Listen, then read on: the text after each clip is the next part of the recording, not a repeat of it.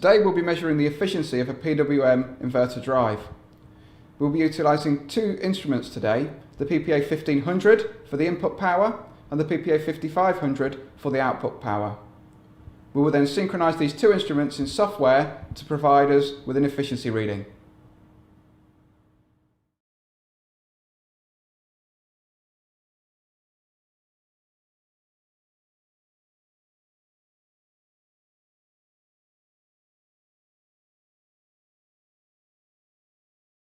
Hello and welcome to this presentation discussing the various challenges posing the engineer when making power efficiency measurements of an inverter drive. We're going to discuss measurement of the input, whether it be AC or DC bus, and then we're going to discuss the three-phase output of the inverter drive going to the motor. Today we're not going to concentrate on the mechanical power, so the speed and the torque, but we're going to talk about electrical to electrical power efficiency measurements and how we do this measurement using the Newton's fourth power analyzers. Today, as you can see, what we've got is we've got a PPA 1500 measuring the AC input of this single phase input AC to three-phase output AC motor drive. We're not measuring the DC bus today, but we will be discussing that measurement. Then we've got a larger analyzer here, the PPA 5500, which is our top spec analyzer, measuring the inverter output, which is of course going to include the distorted voltage and somewhat of a noisy current signal. This poses various challenges for the analyzer, and throughout this presentation what we're going to do is discuss both the input, the output, synchronizing the measurement, and what considerations as an engineer you must think about when selecting an analyzer as to how we think this analyzer is going to cope with the challenges posed by such a signal. So we're going to discuss how PPA 55 here copes very well with common mode noise, with high frequency switching components. We must not just consider the motor frequency when we're talking about accuracy of an instrument. We need to consider the full spectrum and what power components are where in that spectrum in order to get a greater picture. So let's have a look. So here is the point where we measure the input of the AC drive. What we got here is a breakout box. This is an N4L designed breakout box and makes it very convenient to take out the voltage connection, which we can see here, and to take out the current measurement just there. And we're measuring using the internal shunt on the PPA 1500 power analyzer. It just makes a very convenient and safe method of measuring input power to the device. So basically what we have here is the input voltage and current measurement, and of course power measurement of the AC drive. Now the AC drive is currently in standby mode, connected to the mains, but the output's off. What we're measuring here is, as you can see, the voltage of 248.3 volts. That's UK mains voltage, approximately 50 Hertz and 44 or so milliamps. You can also have a look on the scope, quick look at the voltage and how peaky the current is. So typical sinusoidal voltage, slightly flat top, typical of mains throughout the world, and a very peaky non-PFC current waveform. It's important here that we consider the wideband current accuracy, not just 50 Hertz, because there are power components and a lot of harmonics, if we look at the harmonics quickly, of that current, so considerable distortion on the current waveform, about percent on the voltage waveform. If we look at that graphically, we can see a significant amount of current distortion in the harmonics there. Let's go back to power. Now, let's just discuss why we've chosen the 1500 for this measurement. Now, one of the main reasons is that the AC input measurement, providing that 0.1% nominal accuracy is okay for your application, then the input side is actually a simpler signal to measure. Although there are challenges, as we discussed with peaky wide bandwidth current waveforms, primarily that it's not as complicated as the output signal, and at times when accuracy is not required of the very high accuracy instruments, then the PPA 1500 or even PPA 500 would be adequate for the input side measurement, whether that's the DC bus or the AC input signal before the DC bus. Either way, the PPA 15 can provide a very good measurement, synchronizing to the 50 Hz, providing very good dynamic range on such a signal. And what we can do is then synchronize both instruments within our software program, PPA log, and I'll show you that later on in the video, in order to perform an efficiency measurement from input to output. Now this is up to the engineer to decide whether the input accuracy of 0.1% is adequate, and of course we offer 0.01 nominal accuracy on our top instrument, which can quite equally be applied to the input signal. But there's a cost implication there, and it's up to the engineer to decide whether that's worthwhile for them.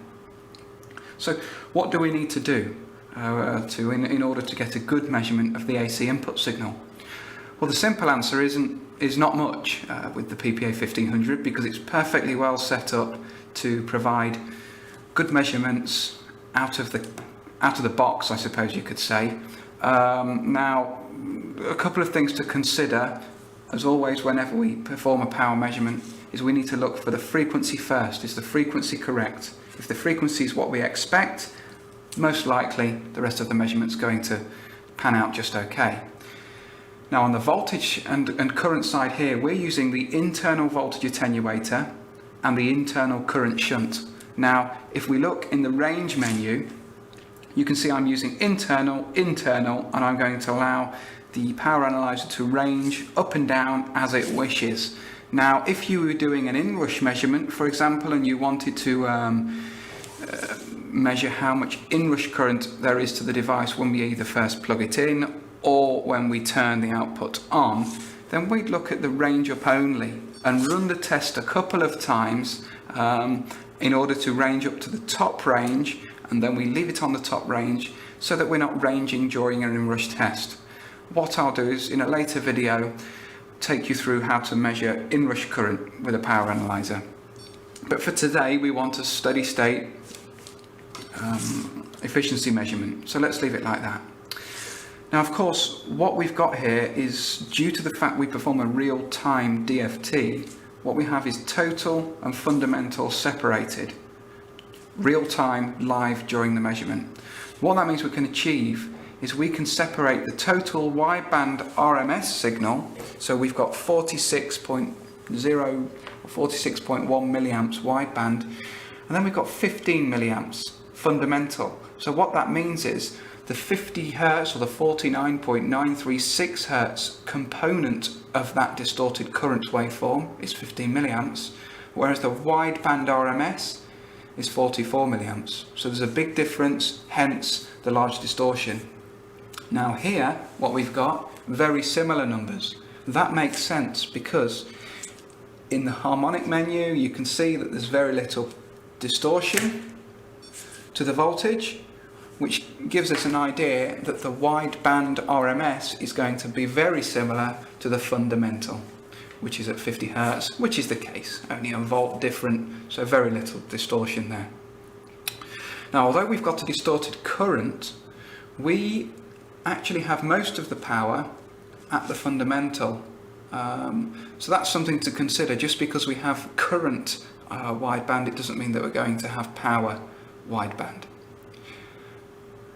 Okay, so one other thing to basically take note of is in the acquisition menu, what we can do is set up the instrument to be optimized for our setup. Now, normally you would probably purchase a single phase analyzer if you're only going to be doing single phase input measurements, but on this occasion we're actually using three-phase analyzer for a single phase application at the input. So what I'm going to do is change it from the default three-phase 3 watt meter to the single phase 1, and also I'm going to change the speed because the medium update rate is okay, but I want a bit faster measurement today. So let's move it to fast initially and see how we get on. Everything else can stay as standard. There's nothing else to change for a 50 Hz, 240, 250 volt internal shunt measurement. If we were using external shunts, then we would need to go into the range menu, set up the external shunts. but I'll leave that for another video and separate that from this tutorial.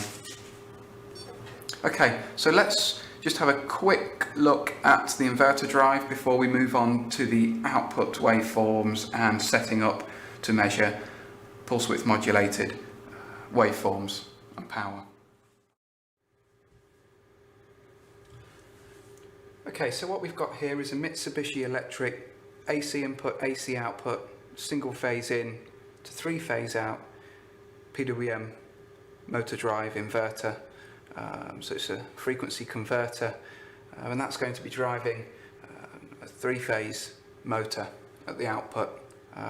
So we are, of course, just a quick reminder, are going to be measuring the AC input and the AC output, and comparing those powers and looking at the electrical efficiency of this device, including losses in the rectifier, across the DC bus, filtering, and at the PWM inverter output. So switching losses will all be included in our measurement, and we'll now look at how to set up the analyzer for this device. Now, this device has a variable switching frequency, but today the switching frequency is going to be set to approximately 8 kHz, and that's one of the most important points to remember when you're going to be setting up an analyzer to measure an inverter drive, because the switching frequency is what we want to be filtering out in order to lock onto the frequency. However, it's vitally important not to filter out the high frequency components of the power measurement.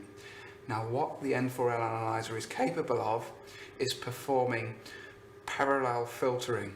So what that is we are basically taking the data down two paths, and we're filtering out the high frequency component of the voltage signal in order to lock onto that fundamental of the voltage, and then we're taking the wide bandwidth data down to the processor or the DSPs for the power measurement. So we're always getting a full wide bandwidth power measurement and power result. However, we're able to lock onto the voltage fundamental signal.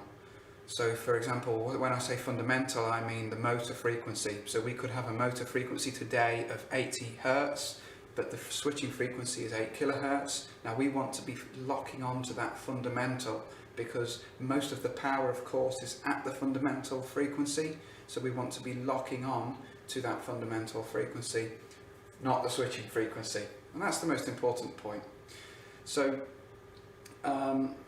let's move on to setting up the analyzer, looking at some waveforms. Let's initially turn on the device. Turn that on. Standard frequency default, well, here is 31 Hertz. So I'm going to leave it at that, and we'll set up the output in order to measure a 31 Hertz motor frequency, remembering we have an approximate 7 kHz switching frequency.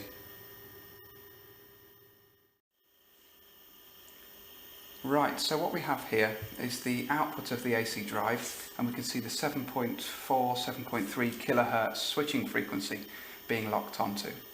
The reason for that is because the instrument's just in default settings, so we're going to go through every setting required in order to get a reliable, stable and accurate PWM measurement of this drive.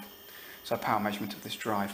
Let's have a quick look at the scope. It's always good to look at the scope because we want to have a look at what's going on, check we've got waveforms on each channel that we expect. So we basically we've got the PWM drive, voltage waveform at the top, and the current sinusoidal with noise spikes at the bottom. Due to the fact that there's noise spikes, it's important to exhibit good common mode rejection because we're measuring a very small differential voltage across a very small impedance, which is bouncing around, as we call it, bouncing around at high voltage here, so at high frequency. So it's important to be able to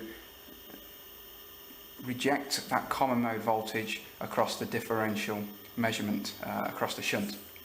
Now, just check phase 2 as we expect, phase 3 as we expect. So I'm happy that we are looking at an actual signal there. Now, what we've got here, of course, is 7.5 kHz. So let's have a look at locking on to the correct frequency. And what we want to do is go into the application mode here.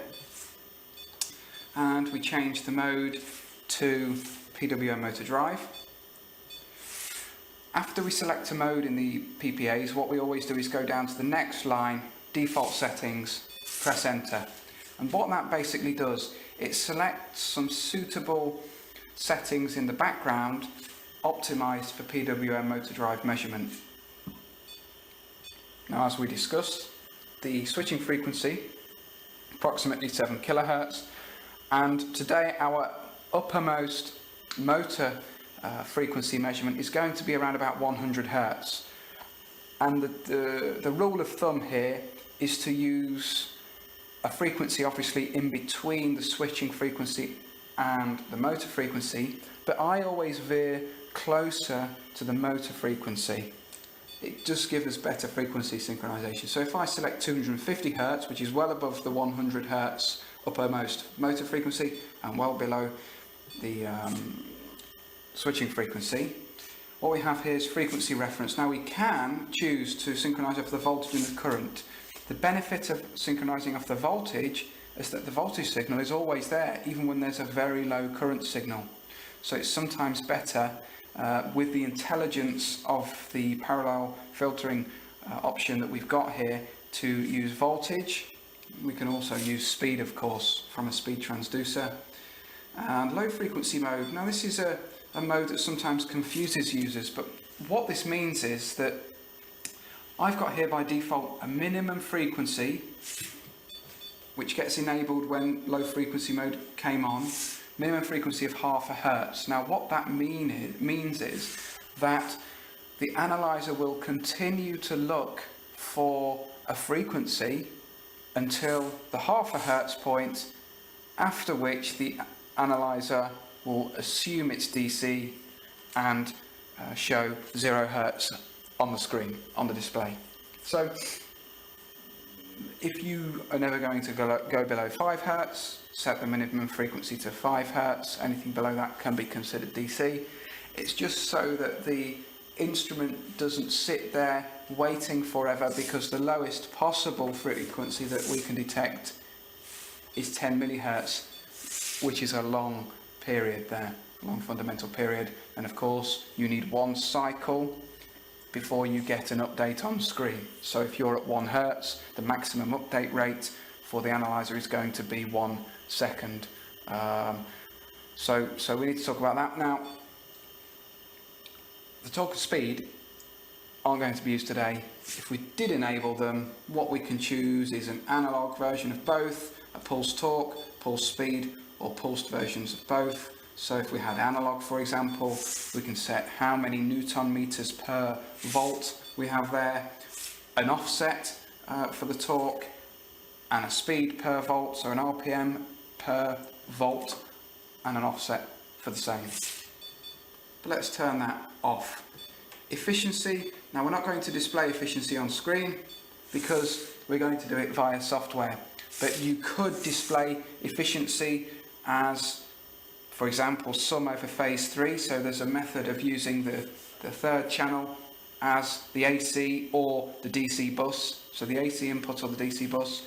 And you can also measure the sum on phase 1 and 2. So the 3-phase power is measured on 1 and 2, and the DC bus on channel 3. Or we can do master over slave, so we could do 3-phase input to 3-phase output with 2 3-phase analyzers. But today we're going to disable it because we're going to do the single phase from the PPA 1500 through software, and the 3-phase output via the same software program. We'll show you that in a short while. So, PWM motor drive mode enabled, 31 Hz. So I'm scrolling through now with the enter next button so I can look at phase 1 power, phase 2 power, phase 3 power, sum power, 19 watts, okay, synchronized perfectly to the 31 Hz, 135 volts, 198 milliamps. Now, what we do need to look at here is how we've now got kind of like what we had, an opposite of what we had on the input power. So we've got 198 milliamps current total, 190 milliamps fundamental. So very similar. So it's very likely that the distortion is going to be low, and on the scope we can see a sinusoidal, somewhat sinusoidal current waveform and a very distorted voltage waveform. So we'll see here that the voltage wideband is 136 volts, but the fundamental component at the 31 Hertz is only 89 volts. So we've got a lot of distortion on the voltage there. Now, the reason the power is similar but not the same. So we've got 6.8 watts on phase 1, 6.5 on phase 2, 6.6 on phase 3. Let's look at total. So we've got 20.01 watts total power wideband, but we've only got 19.28 watts fundamental. So we are using the discrete Fourier transform to separate the fundamental from the total, and we can see that we've got, what's that, over 0.7 watts of wideband power somewhere else in the spectrum, not at the fundamental. Now that's something that's sometimes very interesting during a power measurement, to know whereabouts the power is, whether it's at the fundamental or whether it's at the on wideband. So if we have a quick look at the acquisition menu, we can make the similar change to what we did on the input analyzer. So we're setting the windows to the same size as fast. All of the settings can stay the same. Now, just a quick example, if I wanted to use the current as my frequency reference, I can, and we'll get a similar result. However, I like to leave it as voltage, because it means that as that current gets really low, as the load goes off, we've still got a voltage there and we can still extract the fundamental with the DFT. Now do note that this is still a wideband measurement. Just because we have a 250 Hertz frequency filter for the frequency synchronization, we are not putting the filter in there for the wideband power measurement. Now if I can apply an inline digital filter of, for example, 1 kilohertz, and this filter is in phase, okay, is in line, sorry. Now, this is sometimes used in other applications where we genuinely aren't interested in the wideband power. I'm just using it here to demonstrate how some other analyzers on the market will have to filter the signal itself in order to lock on to this noisy frequency, fundamental frequency. Now let's see how that affects the numbers. What we can see here, as you can see here, that's brought the RMS voltage right down. Let's look at RMS power, 19.4 watts total power now, 89 volts now. So we're narrowing the bandwidth of the instrument. Now even if I narrow that bandwidth down to 5 kilohertz, we still got very much a sinusoidal voltage, which is obviously not the truth, but this sometimes does highlight and how you can cross-correlate with older technology which cannot perform this parallel filtering approach. So we have 91 and 89 as opposed to, turn that off, which means we get the full wideband frequency, we have 135 and 89. And by default we've gone to 200 kilohertz. I could go to 2 megahertz just as fine and achieve frequency lock, and 137 volts, 89 volts. So that's the 2 meg bandwidth of the instrument showing there. Very stable, no problem. Now what we can do is, of course, I'm going to go and change the frequency on the motor now to something like, let's try 60 Hertz, and we can see the frequency tracking. Now this is a really nice feature of the PPA 5500. We're able to track frequency as it changes, and we'll also be adjusting real time the size of the acquisition window. Okay, so it's not a fixed window. This instrument is synchronized to the fundamental frequency. That's how we achieve such phenomenal high frequency accuracy. So you'll be able to change and track the window as the frequency changes. We're going down to 35 Hertz now. We can see it track nicely to 35 Hertz. And it tracks no problem whatsoever. So if you are doing some dynamic testing, then the instrument is able to track that dynamic change without a problem.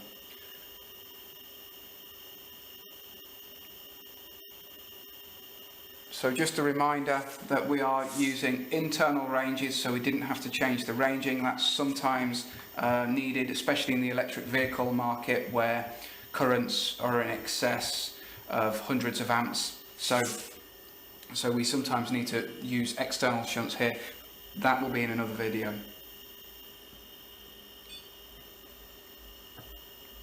Now, what I'm going to do now, I want to compare the output power, which is 21 watts, to the input power, which you can't see on the video right now, but that's 27 watts. Okay, so we've got 27 watts in and 21 watts out.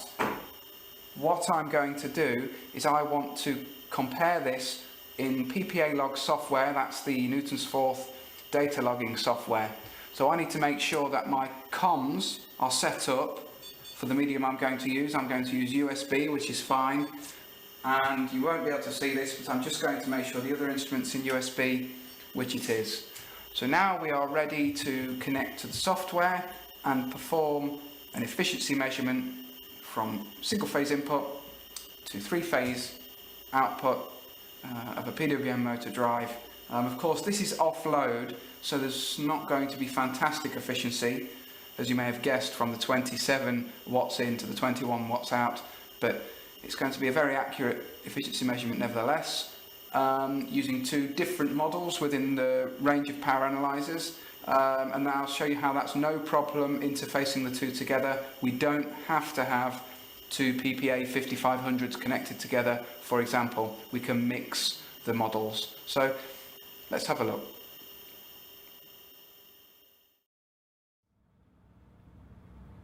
Once connected to the instruments, we test each connection. If the connection is successful, we click the connect button.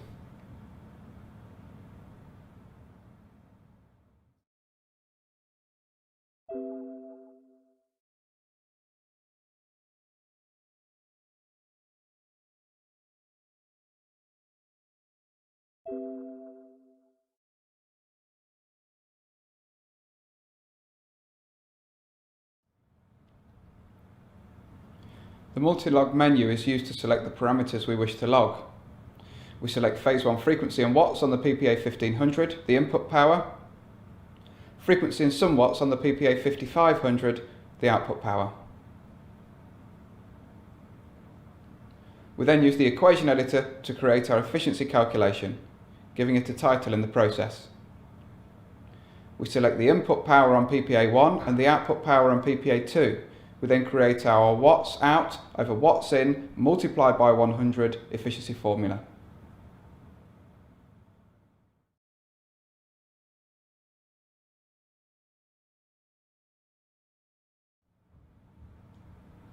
We then save the equation.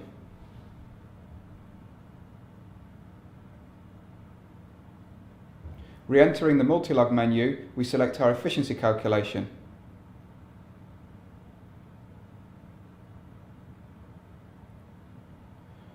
Our efficiency calculation is then shown on the bottom left on PPA 1. We change our update rate. We want an interval of 500 milliseconds.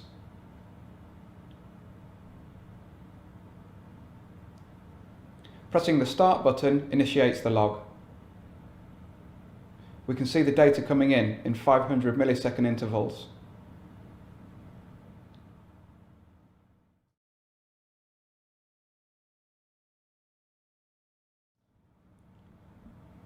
The graphical display provides an intuitive view of the behaviour of the device under test.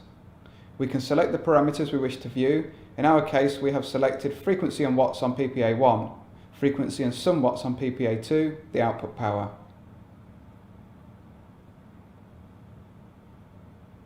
We can enlarge the display with the View Full button.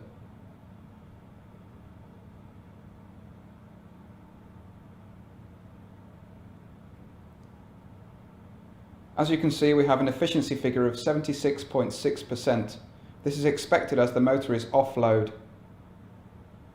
After stopping the log, we have the option to export to Excel.